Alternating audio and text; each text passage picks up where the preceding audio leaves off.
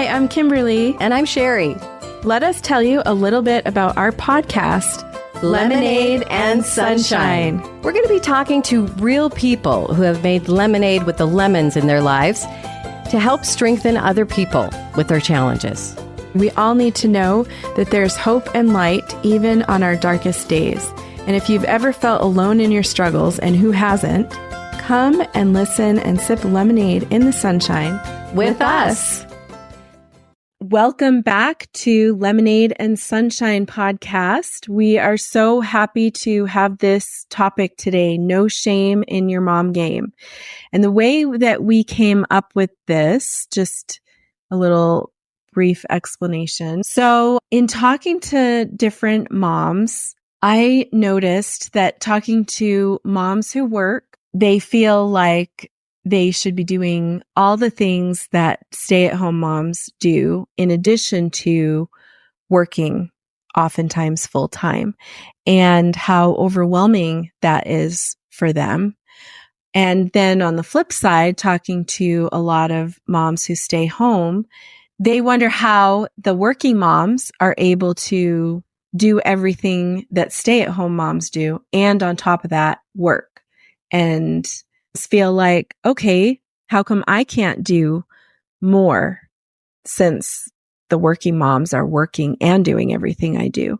And so it's like nobody wins. Everybody is feeling inadequate. Mm-hmm. And so I was expressing this to Sherri and didn't quite know how to come up with a title or how to present this. And so she actually came up with this title, and I'm going to let her explain that. Well, So I think it is a big deal. I think no matter what phase we are in or what we're doing, if we stay at home, if we work from home, I think there are feelings that we have. We all have feelings of inadequacy at times, but I think it's interesting also that there isn't really a set stay at home, work from home, or work outside the home, because everybody is kind of doing a mosh-up of that, kind of a hybrid of that. I know Kim and I were talking, and when I was raising kids, I was always trying to find something that I could do from home that would help supplement our household income. And I would be looking, I can stuff envelopes and I can make $200 a week additional. That would be so awesome. And back in the day, kids, it isn't like it is now where there's legitimate work from home situations. But back when I was looking for things, they were all scams. And they'd say, send us $250 and we'll set you up in this business. No, you sent them $250 and said, bye-bye. You never saw that again. So I was always trying to do stuff. I sold Avon. I used to assemble fishing lures. I would go and get all of the makings of the fishing lures, bring it home to my house. And then I had this big machine that made this horrible noise and was super hot, which was really exciting with all my little kids running around. And I'm like, don't touch the machine. And it would make this huge shunk sound, and it was pretty awful. But I would assemble these things and then take them to the guy, and he would pay me for that. When I very first got married and I had one baby and one toddler, I worked at the college where my husband went to school at the university, and I worked in the registrar's office. I just think this is so funny and kind of bizarre. God bless you, Mrs. Hand. But I worked in the registrar's office with a sweet woman named Mrs. Hand, who actually had a hook for a hand. I remember asking her, what? Now, did you marry Mr. Hand? And that was after, I'm not sure what happened to her hand. I can't remember the story. That was 40 something years ago. But, I was trying to do all of these things. And so very ironic. I think, yeah, it was very, I was just the irony is not lost on me here in this situation. She was so sweet and so awesome to me. And I worked 2 days, 3 hours a day or something, just when my husband was home, and we had a snippet of time in the middle there between him going to school and he working also. So, we all do what we have to do. And I just wanted everybody to be okay with themselves and know that at times we feel like we are not doing the best we could. And I just want women to feel good and not feel guilt or shame and know that they're enough and they're doing what they can. And I mean, essentially, that's kind of the whole idea of this podcast is we wanted to reach out and help women not feel alone and help them in their struggles. And if we can say one thing that might help somebody not feel sad or alone, then that's what we would like to do. So that was kind of the whole idea for this podcast. And in this particular episode, I felt it was important that women know that they're enough. I love that. And you say sometime in this episode, can't remember which woman we were talking to, that comparison is the thief of joy. Right. And I love that because it's so true. And that's what we do oftentimes. And if we're not doing that, maybe we're judging someone else for not making the same life choices that we make.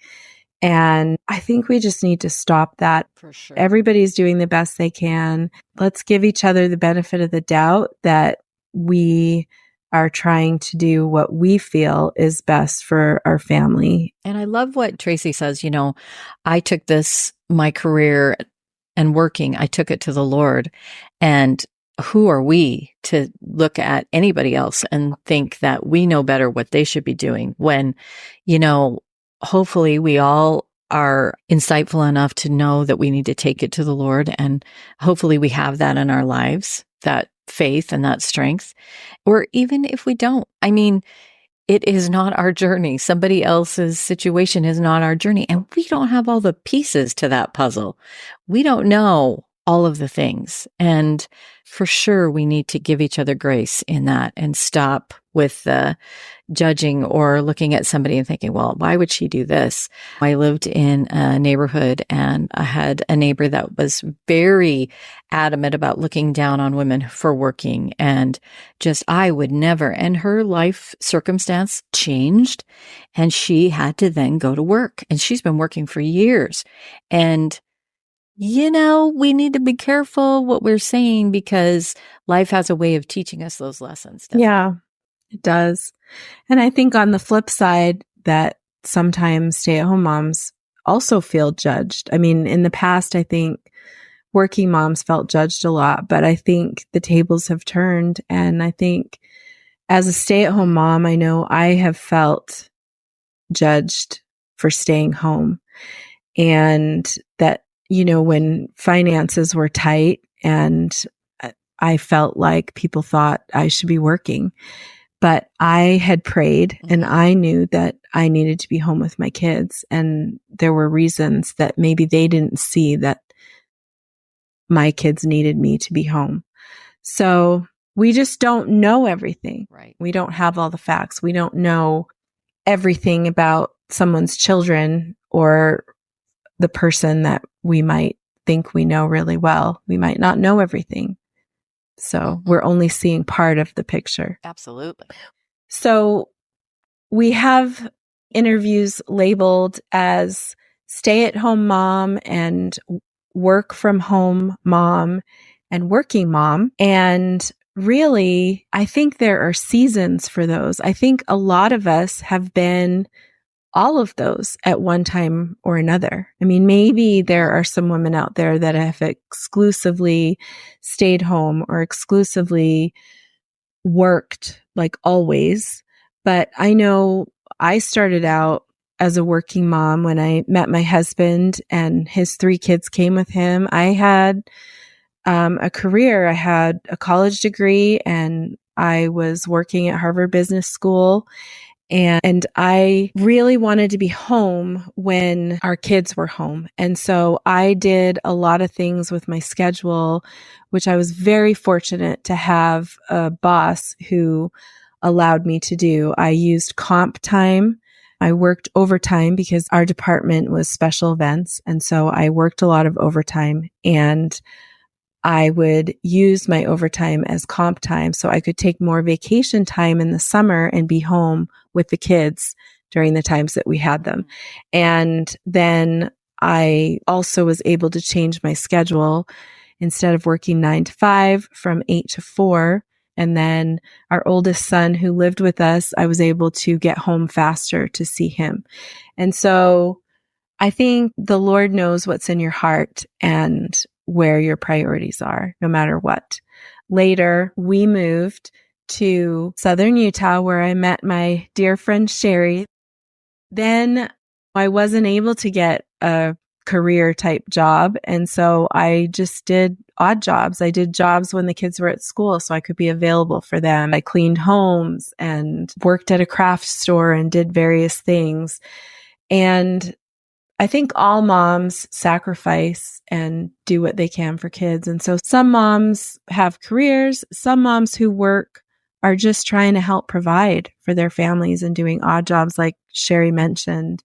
And maybe they put their dreams on hold or their career goals. I think what we'll find is that all moms, whatever their circumstances, working or full-time, stay at home, work from home, all moms are doing a lot and are very busy and often overwhelmed with all of their responsibilities and have feelings that they're not enough or not doing enough. There's always more that we can do. So we just have to prioritize and choose wisely and then ask the Lord to make up the difference where we fall short in anything that we do. And if you guys can hear a lot of rattling going on, a lot of snorting, that is a Boston Terrier rolling on his back and jingling his collar. I'm trying to quiet him. It's not happening. So I don't have kids right now, but I got noisy Boston Terriers who you'll often hear snoring in the background. But that's just an added bonus. That's a bonus for all y'all. I know I was going to mention the snoring. We often hear him snoring. It makes me laugh. Yes. Well, it's a perk over here. But honestly, we are so thrilled about this episode, and we so appreciate these women for coming on, taking the time out of their super busy schedules and visiting with us. Yeah, and just to give a little overview, we're going to hear from Jen, our stay-at-home mom first. I think Tracy mentioned it as working for love dollars, which I love that. Yes. She didn't like the title of stay-at-home mom, so. Yeah, so she came up with that for us. For stay-at-home moms, we often feel unrepresented and insignificant because the world is so full of praise for education and knowledge and titles and positions, awards, and recognition is loud for those things. And you're not going to get that when you're at home scrubbing a toilet. But the Savior descended below all things to ascend to the highest. And sometimes motherhood is like that. And he also said that the greatest of all will be your servant. And in motherhood, you're constantly serving 24 hours a day, 7 days a week. Whether you work or you stay home, you are being selfless. But I think what Jen talks about, one of the benefits of staying home is the desire to be there for everything and not miss out. And some are able to do that and some would like to be, but they cannot.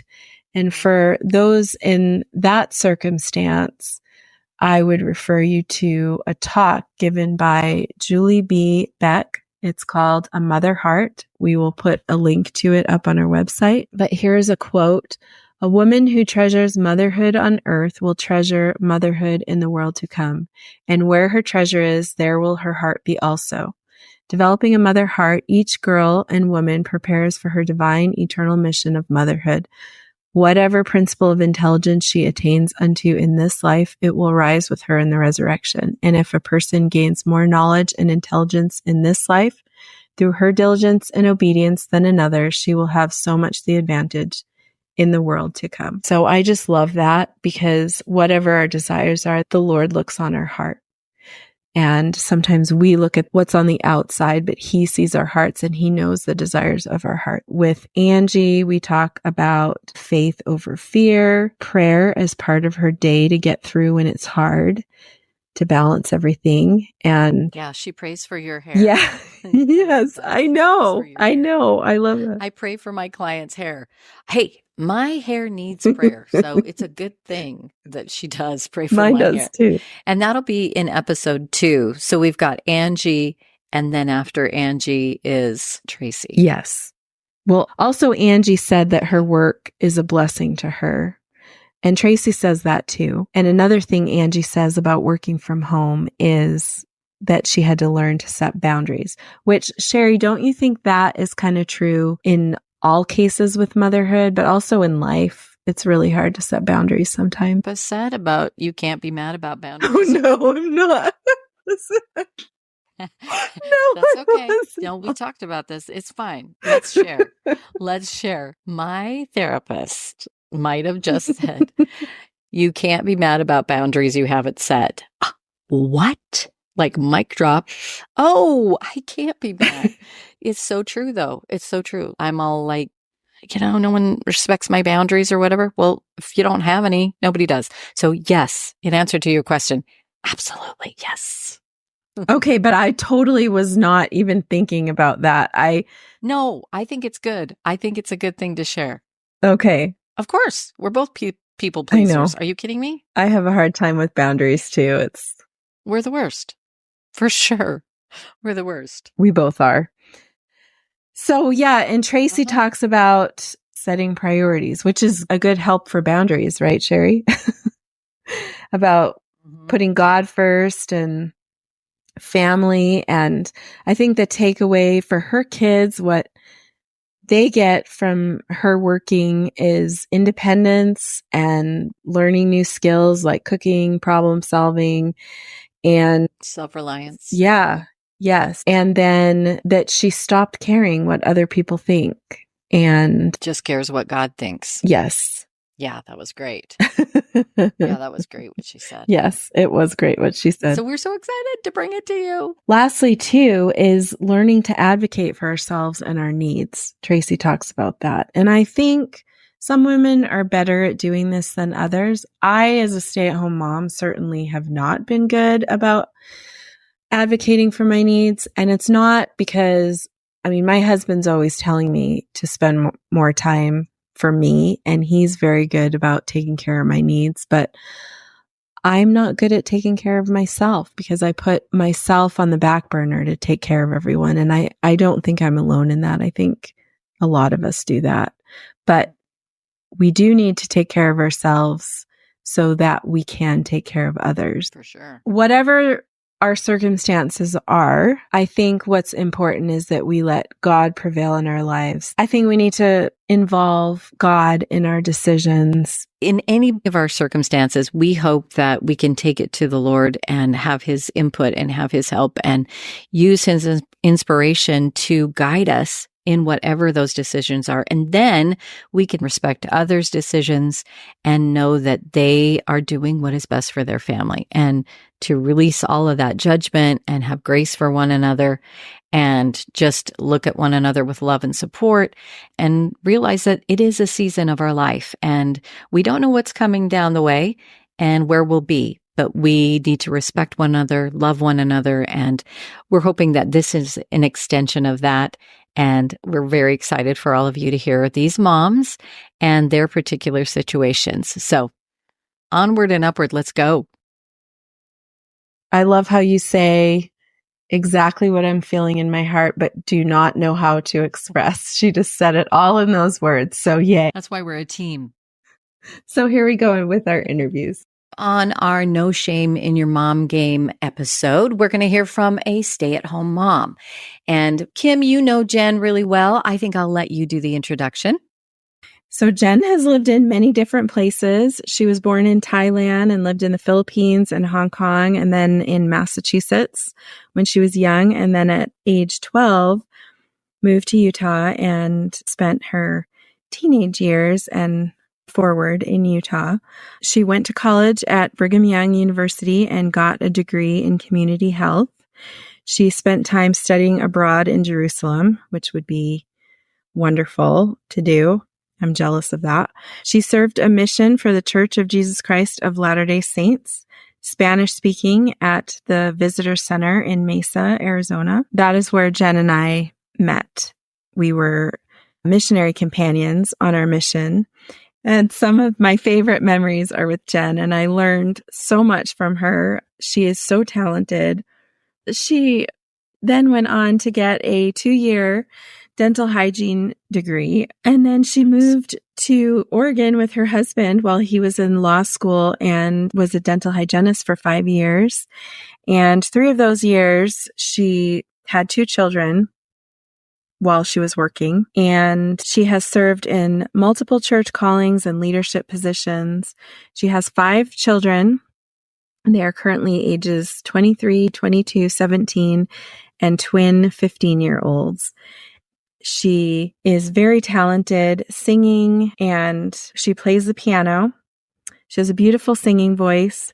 She loves to ski and do tennis. She loves the outside and to be outdoors. She speaks Spanish, habla español. And something unique about Jen is that her father taught her how to work hard, doing manual labor, working in the yard and doing different chores. And she loves the feeling of putting in hard physical work. So welcome, Jen. We are so excited to have you on, and you're amazing. Thank you for coming. I'm excited to be here, Kim. She's not really. She's really not. She's doing this because she loves me. I do love you. I do love you. It'll be fine. It's just us kids. It's all fine. I think it's great that you're on with us because you have a unique perspective in that you worked professionally and then you've also been at home. So I love that you can kind of talk about that dichotomy and the difference. And I think that you mentioned that you always wanted to be a stay-at-home mom. When somebody asked you when you were growing up, what do you want to do when you grow up, or what do you want to be? That was what you wanted to do. Right. And I feel like when I would say that, and even when I say that now, just in this kind of a situation, I feel like that's just like kind of a lame answer. You know, it's kind of like, well, that's so boring. I know. Oh, that's so sad. But that's really what I always wanted to do. I mean, we're just raising people to be good human beings. Exactly. Yeah. No big deal. No big deal. It's everything. Yeah. It's everything. And I love that was your focus and goal. But things happened in your life and you needed to go and support your family and work. And can you tell us something about why you chose that profession? Chose it because I wanted to be a mother. I knew that they had really flexible hours. They got paid really well for the time that they put in. Mm-hmm. It was a job that you go to, and then when you come home, you're done. I even thought of education because a lot of women are like, oh, I want to be a teacher. Then I'm home when my kids are home. I'm home with their vacations. And my dad talked to me and he kind of talked me out of that. And I've seen that. I have a friend that's a teacher and they do so much work outside of the classroom, which is incredible. It's not over. Yeah, it's not over when the school day is over. And I'm also really detail oriented. So it was great for me. But I'm really grateful that my dad kind of steered me towards a job where I could go, make some money, and go home. And I actually had several friends when I was in Oregon living, and we were starting our families, and they were really a little bit envious that I had a way of going and making some money to support our family. And I was really grateful for that opportunity. But I do know when I was working and I started having my kids, it was so hard. And I remember being pregnant, even just going through pregnancy and working and coming home and just laying on the ground sobbing after work because I was so tired and so, exhausted. And so working moms, I just can't even imagine how they do everything that they do. Right. Yeah. And then you felt that tear, like you felt torn. You needed to be present and do your job, but you also felt like, oh no, I'm missing things at home. During the summers, my husband was able to stay home with kids. But during the school year, when he was actively in law school, I had a friend, luckily, that would watch him. I just really don't even know what I would do if I had to take him somewhere that I just didn't know them. So I was really, really grateful that I had someone that I knew that was in a position, needed some money, that I could have her watch my kids. So you blessed her in that way. And I trusted her. She was amazing. But it was something that I hated leaving, and I hated when I'd come home. I just was so exhausted from working all day. And my kids, Dave and Josh, were probably so exhausted and wanted just to go home. But I'm like, we got to go to the park. I remember vividly, like, we should go to the park. We should do fun things together and make some memories. I just felt like I had to make up that day that I wasn't with them. And I just really missed those times that I wasn't with them. Yeah, that's tough. Why do you think that as stay-at-home moms, we feel sometimes like it's not enough? I think because it's been done forever. I mean, historically, a stay-at-home mom, there's always been that, I guess. And I think it's just kind of a given that laundry gets done, that dinner gets done, that shopping is done, that kids, their parent-teacher conferences, their classes, everything. There's always been a mom. And I don't feel it's like it's very original. And there's not always the appreciation because it's just kind of expected a lot of the time, especially if you're just a stay-at-home mom. There's not many follow-up questions when someone asks you, oh, what do you do? And you say, oh, I actually just am home with my kids. And look at how I just said that. You're just home with your kids. Exactly. Right? I'm just a stay-at-home mom. All I do is stay at home. Are you kidding? Yeah. There's rarely an extra question that follows. Maybe how many kids do you have? And then it's just like crickets, because it's like, obviously you're doing laundry. Obviously you're cooking dinner. You put dishes away. How many counters have you wiped? Like, yay, that's so exciting to talk about. But by 10 o'clock, how much have we already done? When are we still doing at 10:30 at night? But if someone says that they, I don't know, work at the consulate, it's like, oh, right. gosh, that's amazing. Yeah. And that's just. We're having Tracy on here too. Yes. Oh, good. Okay. So one of our really close friends. And as much as I love her, that's really tough sometimes when I just feel like, what do you like to do? I don't know. Like in my free time, I'm doing my yard work. I got the coolest stain out of a pair of jeans. You would not believe how I got that stain out. I'm telling you what, it was life-changing. And yeah. And then the kids come home and they're like, what did you do all day? And you think about it and you're like, I don't know. What did I do today? But you're busy all day. I don't know, but I'm exhausted. And you go to bed and you're laying there going, what did I do? I did nothing. I'm so tired. Yeah. Well, you think when my kids go to school, then I'll have all this time. No, you still have so much to do. Yeah. Let's talk about everything that stay-at-home moms do. What does it look like? I mean, for me, my kids have a lot of health issues. So I have to go through medications and order medications. And it sounds so lame. It sounds like you could do that in 2 seconds, but it's actually takes me a long time to go through all their medications when I sit down and do it. And then just the time to go pick up medications. And I don't know, just it seems like something really small, but all of the doctor appointments, scheduling and budgeting and making sure everybody gets where they need to be. And cleaning the house, keeping your yard up. Like, gosh, it's everything. I mean, honestly, you wake up and you went to bed with a clean kitchen and it's like, what happened? Oh, they were up and the bread's out, the peanut butter smeared on the counter. You throw laundry in the wash, then you go in or you get some food for your kids. You think, I've got to go to the store. I've got to get this. And then there's also working in with just being a mother. Oh, we're taking dinner to so-and-so tonight. You have so many other obligations that go along with just being a woman. Also, most of the time in a family, I believe there's children with special needs, whether they're special needs as in they need medication or, special therapy or doctor visits. Attention. Help doing homework. Yeah, help doing homework. The worry of, are they doing okay? What can I be doing better? Should I be taking them to the doctor for that? Should I not? The mental load of a mother, just getting ready for a trip and packing for all the kids and asking them to help and then them not doing it. Like, did you do that? Did you do that? Please just do it so I don't have to ask you again. So I can take that out of my mind. So. Oh, for sure. I remember just constant decision making. And it feels like at the moment they're life and death, and they are important decisions. You're thinking, is this the thing that's going to be the thing that changes their life in this trajectory? Right. I mean, so you're constantly weighing those things. And can I go to the whatever? Okay, well, what do I know about the parents? It's constant. Right. It's a constant thing. Yeah, for sure. And it's just their happiness and survival. No big deal. Don't worry about it. Right. No biggie. No pressure. No biggie. Oh, the emotions of when they're so mad at you for a decision you've made that that's good for them. So. Yep.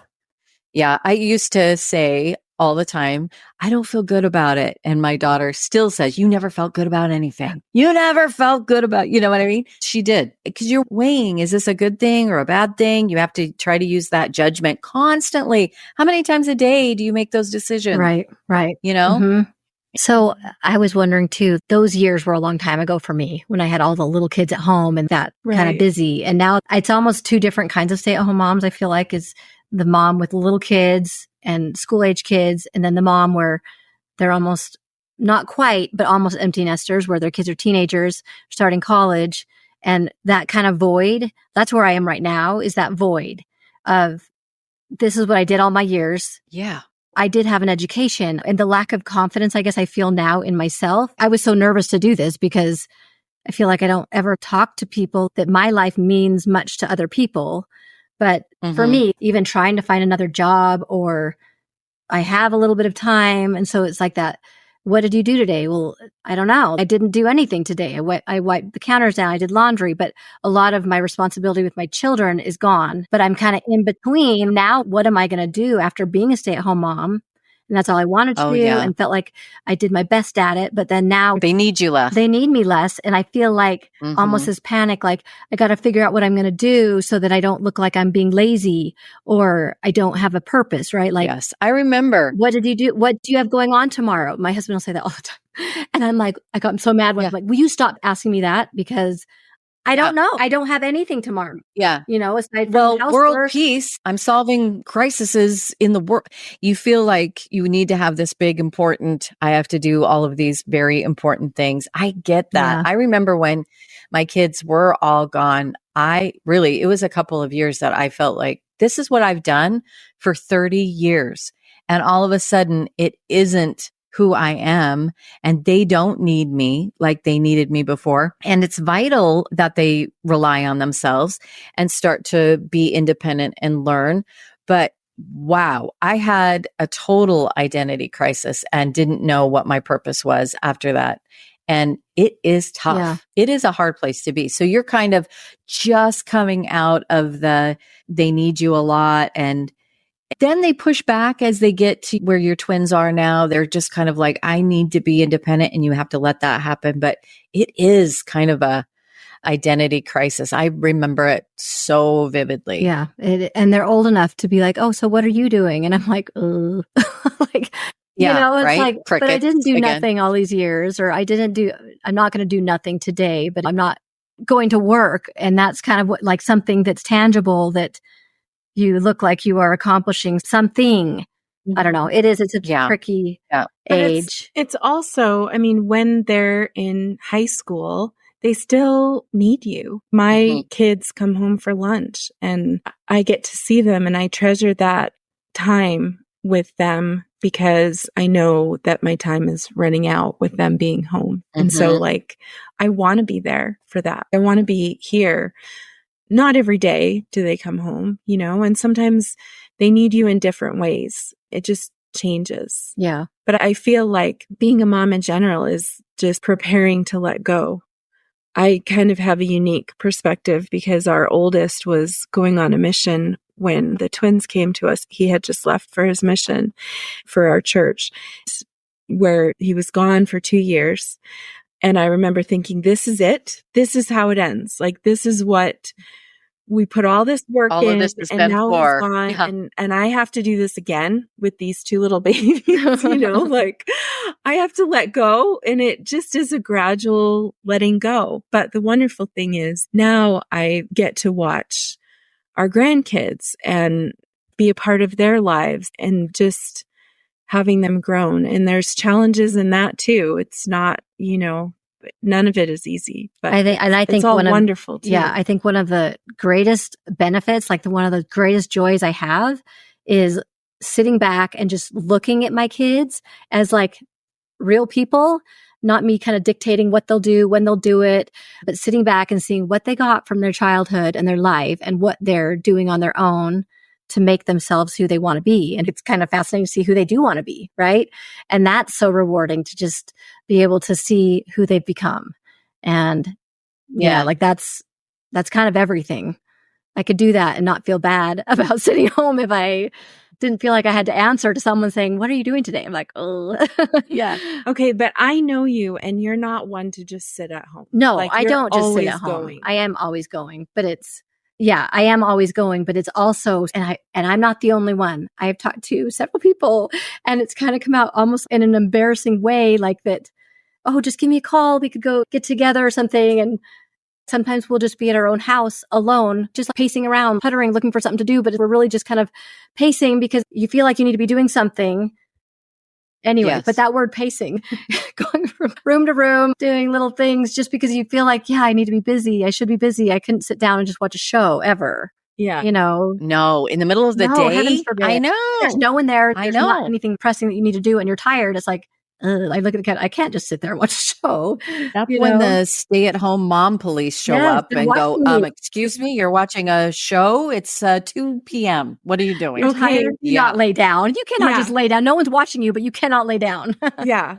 Or Yeah. even sit down, like eat standing. Yes, eat standing, right? Time, Yeah. But I read somewhere that when your kids are little, they go to bed early, and then you have that time to yourself. Oh, yeah. Right?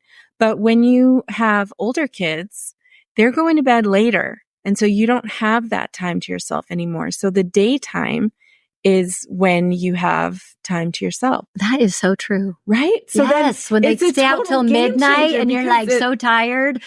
Yeah. But they want you to to be there when they come home. You to tuck them in, and you still want to know that they made it in safely and everything. And right. So, but isn't that a game changer? That's true. I didn't think of it that way. Because that takes the guilt out. Yeah. Because I do remember when my kids were little and that 7:30 hour, 8 o'clock hour when they were finally in bed, other than can I get a drink of water? You could sit on the couch and watch a show and just kind of veg, just unwind and just and then you could go to sleep. Yeah. Yeah. So what are the kind of lemons in staying home, or the hard things, or have you felt that judgment? I know you have, because you've kind of expressed that, but what have people said that maybe, or is it just the crickets? I think more the cricket. I think it's probably, just nothing. Yeah, I think it's probably, you assume someone's not judging, but you assume someone thinks less of you because you're just a stay-at-home mom. But it's you judging yourself that way, putting that on you because you see what other people are doing that is so incredible, and raising kids in this world and just doing such a great job. And then you feel like, oh, I'm just a stay-at-home mom. I don't do anything else. And so I think it's kind of a self-judge as far as being just a stay-at-home mom.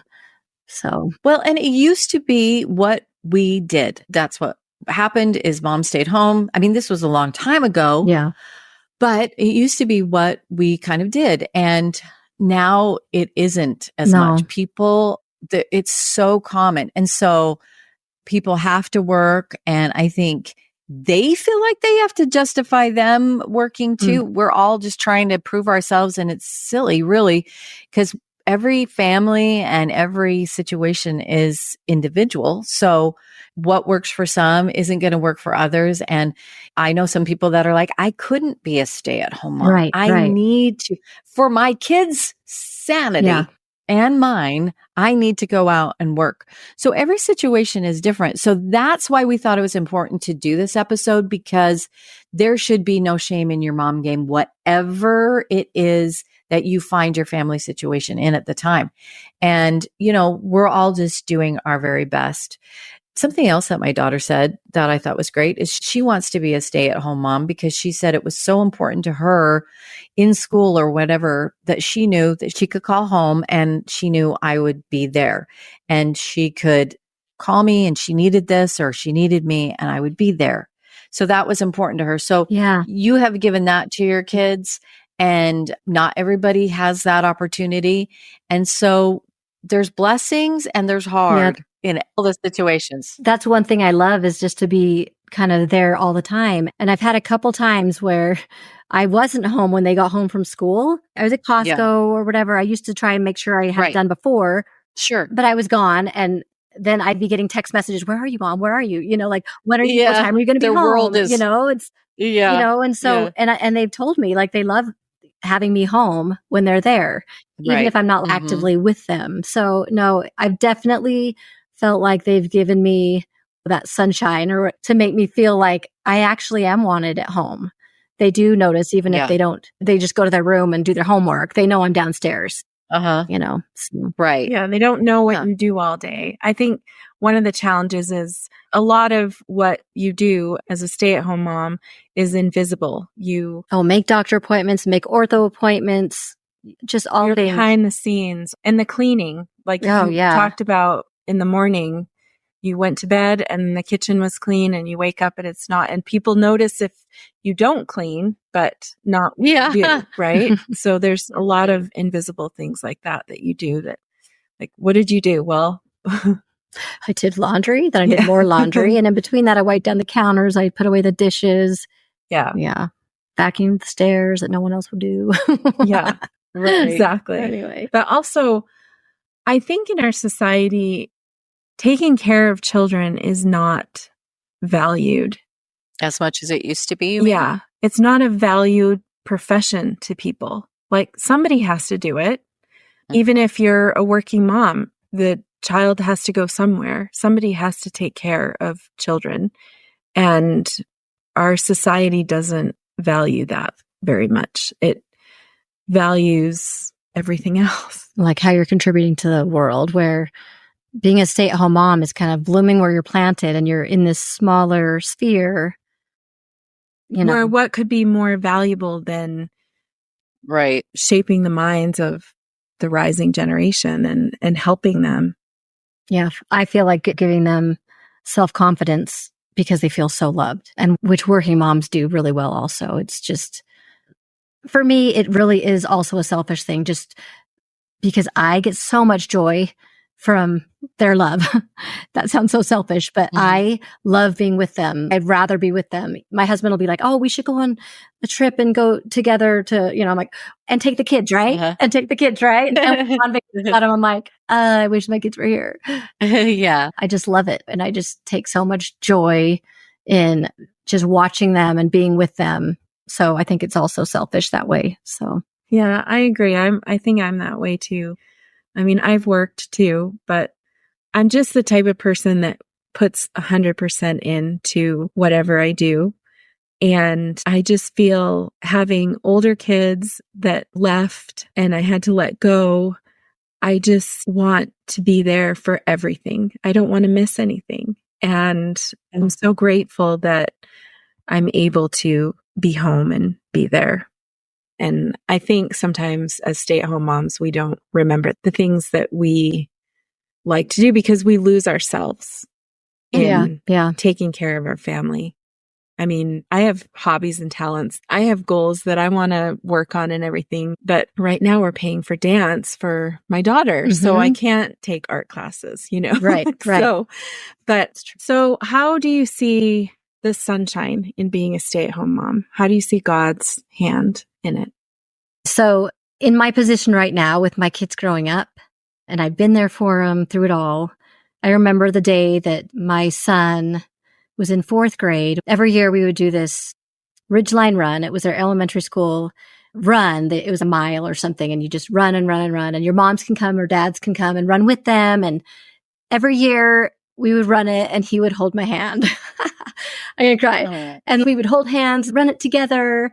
And then I remember this year he was in 4th grade and we started the run and I went to hold his hand and he just looked at me like, no, and it just ripped my heart out. We were still running it together, but I felt that little start of a pull away. And then I remember just a couple years ago, my daughter that's 15 now, she was very close and she'd hold my hand and we were in the car and I kind of reached over to hold her hand and the same thing, she kind of pulled away. And I think one of the blessings is knowing that God has a plan for our life. And so when I look at them starting to pull away, but still be close and still we have this relationship, but God's plan that I believe is that you raise these children to be independent, wonderful people that can give back to society and have wonderful virtues. To me, I see God's hand in my life in knowing that that's his plan for me to raise these individuals to be wonderful and be able to do it on their own. And so I can kind of step back and take comfort in that. And that has given me so much comfort, just knowing that that's the whole purpose to this. It's not that they're 25 and calling me every 5 minutes and just needing me all the time, but knowing that, okay, they're growing up and they're actually doing good things and they don't need me as much. That means I've been there for them and taught them how to be what they want to be and do what they should be doing. And so I guess I've seen God's hand in my life really in just following the plan that I feel like he has and accepting that that is his plan, is to have these children be raised and go off and continue to do good things and be able to take comfort in that, I guess. And also just his hand continually in all the day to day and in recognizing what my kids need and being there for them and saying things that meant something to them and being comforted in when they have had problems or made mistakes. I've taken so much comfort in knowing that God is our Father and he loves us all and he is going to help them, but more than I can help them. So that's given me great comfort. Oh, that's so fantastically said. Oh, that was great.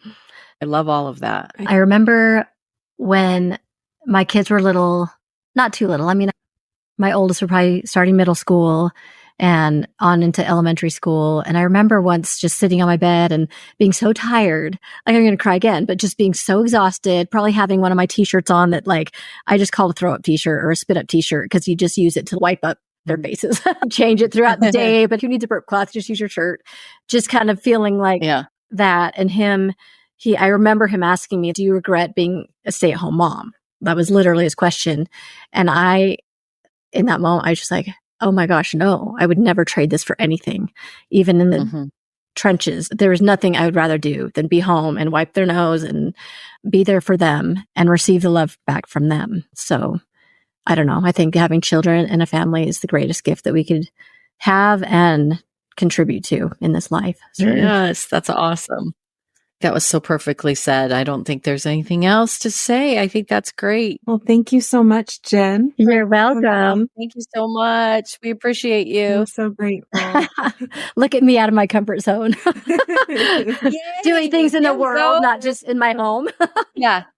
Right. Next time somebody says, what are you doing? You're like, well, I did a podcast. Oh, I have to say, my sister-in-law called me this morning about something and she's like, oh, are you busy? Oh, are you driving? And I'm like, yeah. She goes, oh, what are you up to today? Well, actually, I'm going to help my friend record a podcast. And she's like, oh my gosh. See, there you go. Hard things. This is like hard labor, Anyway, but different. Yeah. That's right. Very different. Yeah. Thanks, Jen. Welcome. Okay.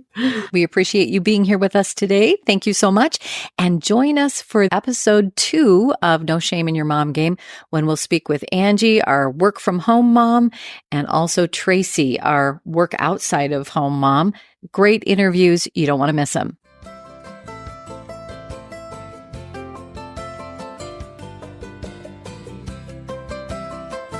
We would love to hear from you. Yes, we really would. So please give us your feedback And let us know if there's any topics you'd like us to cover. and how you have found the sunshine with the lemons in your lives. And how do they give us feedback, Kimberly? You can find us, Lemonade and Sunshine, on YouTube, Spotify, and Apple iTunes. Please give us a review and rating. It really helps us as a new show. Oh, yeah, it absolutely does.